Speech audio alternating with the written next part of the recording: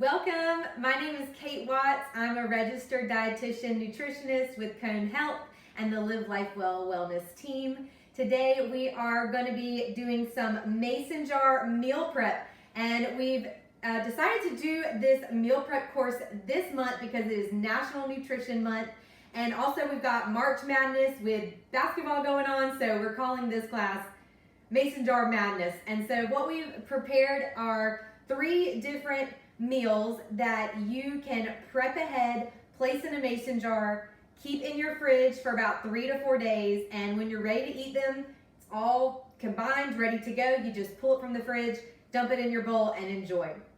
So let's get started. First recipe that I'm going to go through with you is our overnight oats. And so this is a really great way to enjoy a more wholesome version of oatmeal in the morning without having to cook over your stove. And so what we're going to do is simply mix all of the ingredients in our mason jar, stir it really good, and then what you would do is pop it in the fridge and let it chill for at least 2 hours, and really you could even do it overnight, which is what most people do, so that they're prepping it in the morning, in the evening, and then eating it for breakfast in the morning. So we're going to do a half a cup of oats, and just pour that right into our jar. And then we're going to do a half a cup of milk. Now you can use any milk that you want to. I'm going to use almond milk just because that's what I like and that's what I have on hand. But if you'd like to do cow's milk or a plant-based milk, both work great for your overnight oats. If you are doing a plant-based milk and you want this to be a little bit higher in protein, soy milk would probably be your best choice. Almond milk and oat milk, while I think they taste great, are not going to have quite as much protein. Okay, so there's our half a cup of milk. And actually, before I pour in our milk, I'm going to do my other ingredients. That's just how I prefer to do it versus how the recipe is listed. So I wanted to show you that though, because this is kind of the most basic, right? We've got our oats and our milk, and then you can add whatever other flavorings and toppings you want. So for me, that's going to be really simple. We're going to do a peanut butter chocolate overnight oats. And so for that, we're going to add in a tablespoon of flaxseed. And flaxseed or chia seeds both work great here. Now, chia seeds really do expand when they are in liquid and when you leave it especially for a long time in the fridge, so just keep that in mind. And it's a very interesting texture if you never had it before. Flaxseed is just going to add a good savory flavor and a little boost of nutrition. It's good for fiber and omega-3 fatty acids. So I did a tablespoon of flaxseed, and then I'm going to do my 2 tablespoons of nut butter. You can use peanut butter, almond butter, cashew butter. You can go as natural or as processed as you'd like. I'm using a lower sugar, lower sodium version here, but it does have a little bit of each in it. It's not just straight ground peanuts, which would be, I guess, ideal for the most healthy version of this dish. So got our nut butter in there, and then again, optional, I'm gonna do some dark chocolate that I kind of shaved up a little bit, just about a tablespoon of that. And then we're going to add in our milk and stir this all together. Everybody see that okay? All right, so let's give this a good stir. And you can obviously pour this in a bowl and stir it, outside of the jar, and then pour it in the jar to store in your refrigerator. But I didn't want to wash an extra dish. So I'm just going to mix that really good. Okay. So again, you could add frozen fruit because that's going to thaw in the fridge overnight and give a nice flavor if you like blueberries or raspberries or strawberries. And then I'm going to show you some things we can top it with afterwards as well. So for this peanut butter chocolate one, I've got it all mixed up. You can see it's pretty liquidy, and it's going to need that time in the fridge to thicken up. And also using rolled oats, or also known as old-fashioned oats, is probably the best it's like that in-between option, right? Because if we do the instant oats or the 1-minute oats, they're not gonna give you a good texture. And if we use the steel cut oats, they're probably gonna still be very coarse and not absorb enough to be a good texture either. You know, they really need to be cooked to be edible. So rolled oats work perfect. I'm gonna put this one in the fridge. And I'm gonna pull out one that I put in the fridge about 4 hours ago. And so you can see that it's really gonna thicken up a lot, you know, even in just a few hours. And so now I'm gonna add some toppings for this one. And I'm gonna do some chopped almonds and some banana, half a banana sliced into coins. So let's slice this up, make it look nice. Peanut butter and banana is one of my favorite combinations. I do it in a ton of different breakfast varieties. Actually, this morning I had a whole grain English muffin with peanut butter and cinnamon and banana on top. Oh, cinnamon would be good in this too. All right, so we've got my banana stacked on there. And then we're just gonna sprinkle over some almonds. Yum. Looks pretty good, right? So, some of those overnight oats I included in your recipe, which if you're watching this online is listed down below. And some of these in that recipe, I link some inspirational videos and other recipes, and some of these really are like having dessert for breakfast. So I think that's awesome. It's a great way to start your day off with some fiber, some energy, and it tastes really good. So you look forward to getting up and starting your day. So let's move on to the second recipe, which is salad in a jar. And I think this is where mason jar meal prep really got its popularity, doing all these kind of salads that are quick and easy to grab and pack for your lunch. And then when you're ready to enjoy them, again, you just dump it in a bowl and go. So let me show you one version of a salad in a jar. And we're gonna do kind of a Greek-inspired salad. Basically because I'm using chickpeas as my protein, and cucumber and red onion and tomato are kind of that Mediterranean feel. And also feta cheese, because that kind of gives it the Greek salad feel. And really you could use any kind of toppings you want, any kind of dressing you want, any kind of protein cheese. But I'm gonna show you how to layer it so that it stays fresh in your fridge for that 3 to 4 days before you're ready to enjoy it. So the first thing that you want to put in your jar is the dressing. And so for a couple reasons. One is we're putting the wettest ingredients at the bottom so they don't drip and get anything else soggy while it's sitting in the fridge. Second is when you think about dumping this into a bowl, this is gonna be what comes out last. So that's perfect. The dressing's gonna coat everything else. And so you'll see obviously our lettuce is gonna be the last thing to go in our jar because it will be the first thing to come out for our salad. So I'm using, just personally, I love this poppy seed dressing by Brianna's Home Style. It's really creamy and it's got all those poppy seeds in there. Not really a Greek dressing per se, but I think it goes well with these flavors. I'm just gonna put enough in to coat the bottom of the jar and what would be about 2 tablespoons of salad dressing. So there's our dressing. Next, I'm gonna go ahead and add in some cucumber that I've already sliced up. And we wanna leave room for our lettuce to have enough lettuce. So I'm gonna try to be mindful of how many of each of these I put in because we have a lot of layers to get through. So I'm going to do, after our cucumber, we're gonna do some red onion.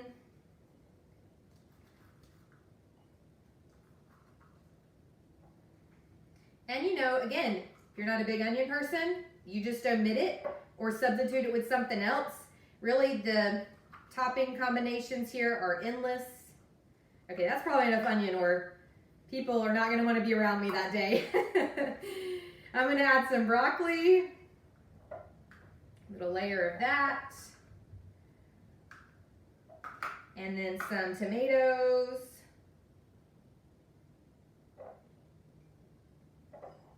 And the thing I really like about these two is they're so colorful and just visually pleasant. I think it gets you excited to eat, you know, overall a really healthy meal. Okay, next we're gonna do our chickpeas. And as you can see, I'm totally not measuring. I'm kind of eyeballing what I would normally serve myself on a salad. I don't want to pour this out and have like a whole lot of one ingredient and not enough of another one of my toppings. Since the chickpeas are my main protein here, I do want to make sure I get a good serving of those. Obviously, you could do tuna, you could do cooked, you know, chicken, some grilled chicken breasts shredded up in here. Really anything you want. Okay, I think that looks pretty good. And so I've got all my toppings done. Now we're gonna stuff in as much lettuce as we can fit. So I just kind of washed the portion I would generally eat for like an entree salad, and we're gonna see how much of this we can fit into our jar. Might trim off some of these rougher bits so I can really just push it down in there. So again, we've got a really nice barrier with all of our toppings between the dressing and the lettuce, so that again it's going to stay nice and fresh until we're ready to eat it.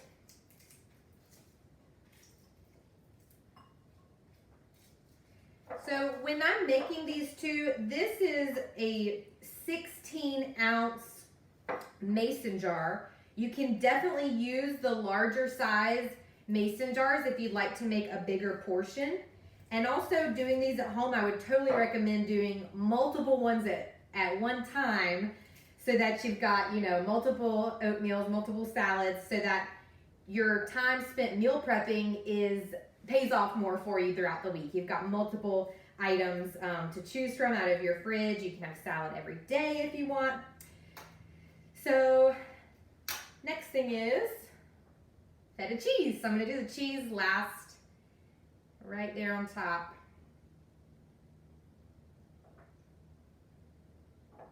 Okay. So there's your salad in a jar. We've got nice pretty layers, all different colors. Yum. So for the 16-ounce mason jar, when you dump this out, it is going to completely fill a bowl this size. So again, 16 ounces, which is about 2 cups. So it's gonna fill that, and would also look really nice poured into a bowl this size. This is a nice big entree bowl, so it may not look like a huge portion, but really once you pour this out, it's gonna fill a nice big entree bowl or salad bowl really well. So add a couple whole wheat crackers or something with this, and I think it's gonna be a delicious, balanced meal. Okay, last question, or sorry, there's a question, and then we're gonna do our last meal prep. Let's see if I can read it from here. Is there a particular reason you put the cheese in last? I put the cheese in last because, again, I didn't want for any of these other flavors to meld into the feta cheese and get it soggy. And so putting it on top of the lettuce really ensures that it's gonna stay the driest, because we want our lettuce to be dry, but it's still touching those chickpeas. So I wanted to put the cheese up there to keep it really nice and dry and not let it get soggy. Great question. Okay, so for our last mason jar that we're going to be doing today, it is a Southwest black bean and rice jar. So instead of a black bean and rice bowl, which is obviously what you'll be eating when you pour it out, we're calling it a jar because that's what it is. So, but you know, just like a nice Southwestern bowl. And again, I'm going plant-based with this one. My proteins are going to be the black beans themselves. Of course, rice has some protein. But if you want to add a animal protein to this, you absolutely could. You would just want to cook it beforehand, and very importantly, you would want to let it cool down completely before you add it to the jar. So So that is the main point for this last one, is that all of our ingredients, my cooked rice, my black beans, which I got from a can, but if you were to cook them yourself from dried, you would want to make sure every ingredient is nice and cool before you add it into the jar. So actually what we're going to do first for this one is we're going to make our dressing that's going to go in the bottom. So I guess it's more of a sauce to go over this bowl, but we're going to start with that. So the main ratio of this dressing is that you want equal parts of olive oil and lime juice. So it's kind of like a lime vinaigrette that we're going to be making. Super tasty. So we're going to start with our limes, and I'm going to see how much juice I get from one. The recipe calls for 2, but I'm making a smaller portion, so I don't know that I'll need that much. We'll just see where it gets us. So, one tip for cutting and squeezing limes is you want to pick your softest lime, and if they're still pretty firm, you can roll them on the counter or on a cutting board, and you're going to feel it soften underneath your palm. You know, put a little elbow grease into it. So once we've got it a little bit more soft, I'm going to just cut it in half. And then you can squeeze this with your hand, which I recommend kind of using your fingers like a strainer to catch the seeds. But I have one of these handy squeezers, lime press things. Now you want to put, if you never used one of these before, you wouldn't put it in there the shape of the squeezer. You would actually do it opposite, so that the juice is going to run down through the openings. And you're basically going to like flip that lime inside out when you squeeze this down. I'll show you. So we're going to squeeze our lime. Again, need some hand grip strength here. Okay, so there's one half. See, it comes out like turned upside down. And then let's do our other half. So homemade dressings really are super simple. I think it's just a matter of keeping the ingredients on hand. So if you're not big on buying fresh lemons and limes, you can absolutely use the lime juice or lemon juice that you can buy at the store and keep in your refrigerator. And so this is going to act as our acid, and that's giving us a little less than about 1/8 a cup, which is perfect. So I'm going to do 1/8 a cup of olive oil to match that. So I'm just going to pour this up to it reaches 1/4 of a cup. Okay. So there's our oil to go with our citrus. Awesome.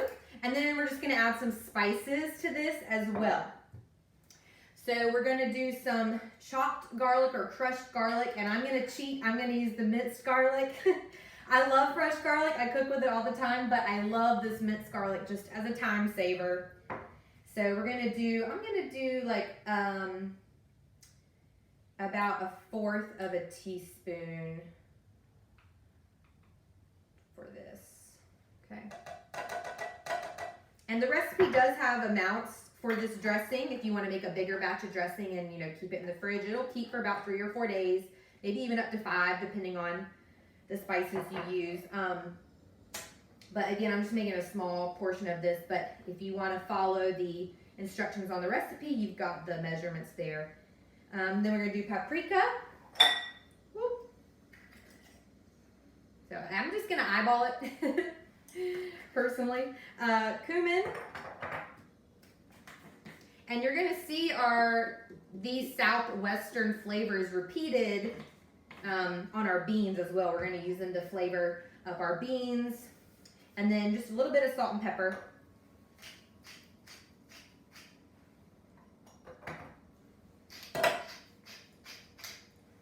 Okay, so now we're ready to whisk all of this together. It smells so good. It smells very southwestern with the lime and all those spices. Okay, yum. So I'm gonna pour this in the bottom of our jar. Again, we want the liquids in first, And then when we pour this out to eat, it's gonna coat everything nice and neat. Trying to decide if I should use all of this or not. I think might as well. Might as well, that's all the flavor right there. Or it's gonna add to that flavor for sure. Okay, so next we've made our dressing. Now we're going to flavor up our beans. I'm gonna use this bowl, so actually I'm gonna go and add my rice in first, but this rice, you can use any kind you want. If you wanna do brown rice, that's fantastic. White rice is good. This is actually basmati, because it's just what I had and what I made for lunch today, and I had some left. But any kind of rice would be great here, just as long as, again, it's cooked and cooled down. I have a rice maker that I love, and it really makes cooking rice kind of idiot-proof, really. And you can just sit it and forget it, you know. But this actually was another cheat that I have, which is microwavable rice. And you have to be careful because a lot of the flavored ones can be loaded with sodium. But if you get just the plain white, brown, jasmine, basmati rice on its own, the sodium is really low. Sometimes it's even 0. Sometimes it's 5 milligrams, just really, really low. So definitely worth saving some time on that. You know, there's those little pouches. They take 90 seconds in the microwave. We've got someone else joining us. Let me let them in. Okay. All right, so I went ahead and put the rice in. You see it's gonna soak up a lot of that dressing too and really create that barrier. So now we're gonna flavor our black beans. If you're just joining us, we're actually on the 3rd mason jar recipe, but this is being recorded and will go on the Live Life Well Cone Health YouTube page.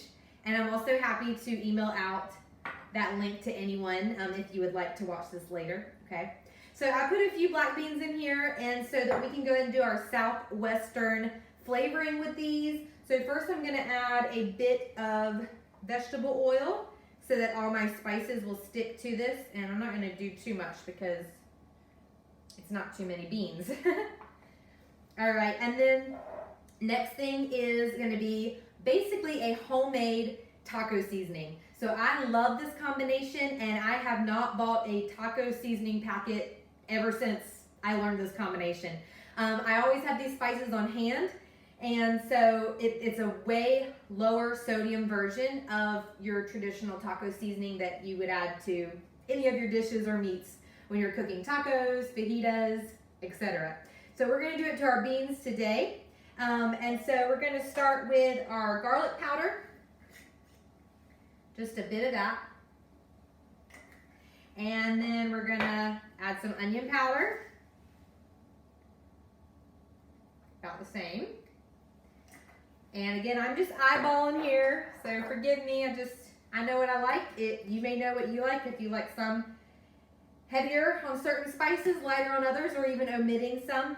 So the main ingredients that you want to not skip on for taco seasoning are paprika, chili powder, and cumin, and then of course a little bit of salt and pepper. The garlic powder and onion powder I don't always use, although I think the onion powder is definitely really smart for that, Tex-Mex seasoning. Okay, chili powder. And it also gives it that really nice color that you see, like when you have like taco meat, for example, it's that red color, right? That's the paprika and the chili powder. Also, if you like yours a little spicier, you could throw in some cayenne pepper here too. All right, so we've got everything but our salt and pepper, so let's add a little bit of that. Okay, mix it up, and it looks like I've got enough oil in there to get everything to stick. So we're good on that.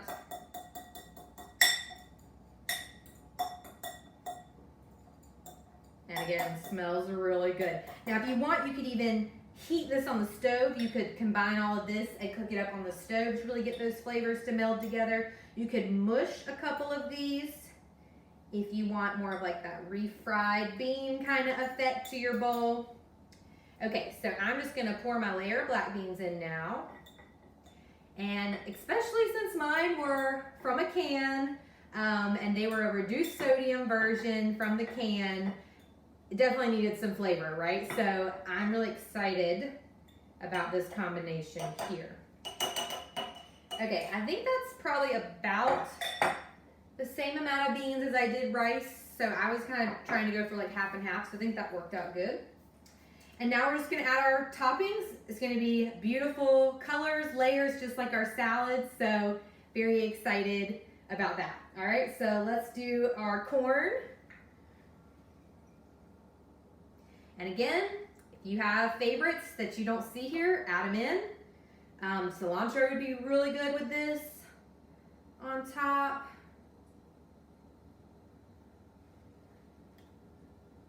All right, so there's my corn.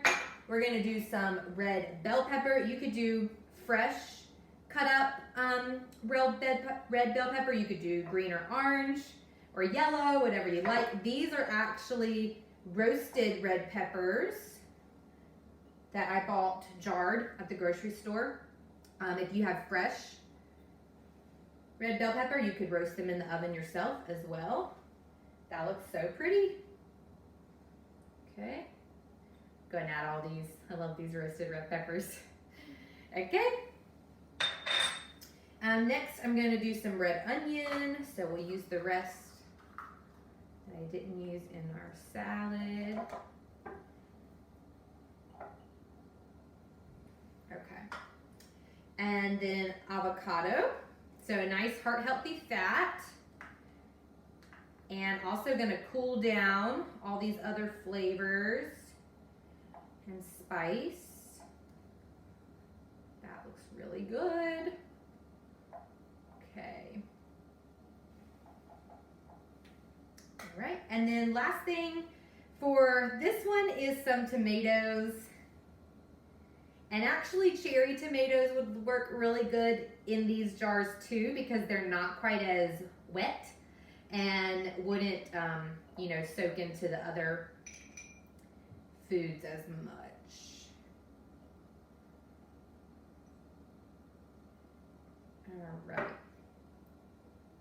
So nice, cool ingredients to balance out with our heavier base, the rice and the beans. All those pretty layers. Gonna look so pretty when we dump it into a bowl and enjoy it for a quick and easy lunch. Now, this one will also stay fresh in the refrigerator for 3 to 4 days. And you can enjoy it heated up or cold. So whatever your preference is, if you like it warm or cold, when you're ready to enjoy it. So those are our 3 mason jar meals for today. Thank you so much for joining me. If you have questions, go ahead and leave them in the chat box or the comments. And or if you'd like to unmute yourself, I'll take any questions now. But this was a lot of fun to put together, so I hope you enjoyed watching. I hope you give some of these recipes a try. And again, I hope you don't feel scared to change it up and make it totally your own with your own ingredients. There are lots of recipe inspirations out there on the internet if you want to play around with different combinations and find something that you and your family would really enjoy. And one last note before I leave you is if you don't have mason jars, you can use any kind of container you have around. Honestly, these like plastic containers or glass containers that are good for like any kind of portions when you're meal prepping are also wonderful for stacking in this order too. So really could work even if you don't have an official mason jar. So thank you all so much. Does anybody have any questions or comments?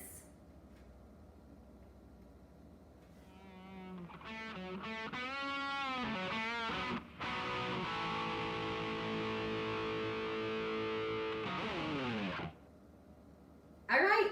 Thank you all. Have a great day.